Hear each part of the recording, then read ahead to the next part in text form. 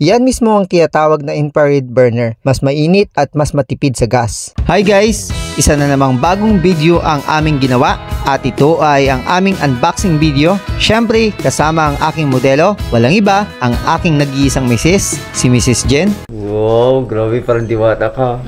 Tila kasi.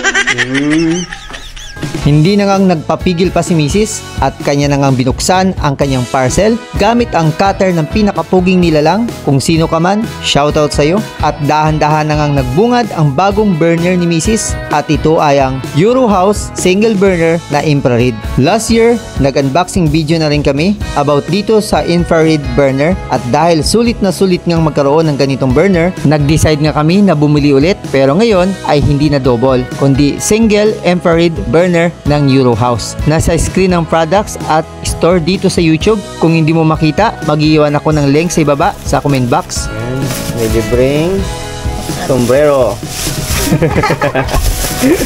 At syempre, hindi mawala ang libreng plastic. Katulad ng kaibigan niya. At yan. Kasi ito yung ano niya. Ito ang kanyang mangkok. Itong dyan. Yan. Lagayan na nga. Oh! Katungan. And good news! Here! Wow, libre. Libre yan. Galing kay C88PH. Z88PH. Shout out. Tapos may libre pong ano. Hawakan. Katungan. Ano Stand. yung ano niya? Mini stand. Paa. Mini stand niya. Tapos yung ball niya na rin. Sulit na sulit talaga ang burner na ito. May libre pang kitchen knife na magagamit ni Mrs. sa paghabol ng manok ng kapitbahay. Syempre, joke lang yon. Pero malaking bagay talaga na kung bibili ka ng gamit, piliin mo na ang may libre para naman mas makatipid ka kahit papaano. Binuo na nga ni Mrs. ang aming infrared burner kasama ang paglagay ng stand, patungan ng lutuan at iyong protection sa hangin in case na sa labas ka ng bahay magluluto o kundi naman sa banding sa beach kasama ang iyong mga kaibigan at syempre ang iyong pamilya. Yan. Okay na po. Meron tayo dito mini Soleil. Shout out Soleil. Ngayon naman, susubukan ni Mrs. kung gagana nga ba ang burner na ito. Pero, kailangan niya munang i-install ang hose at ang tangke ng gas. Oo. Galing. Guys, kita nyo. Yan. Mainit yan.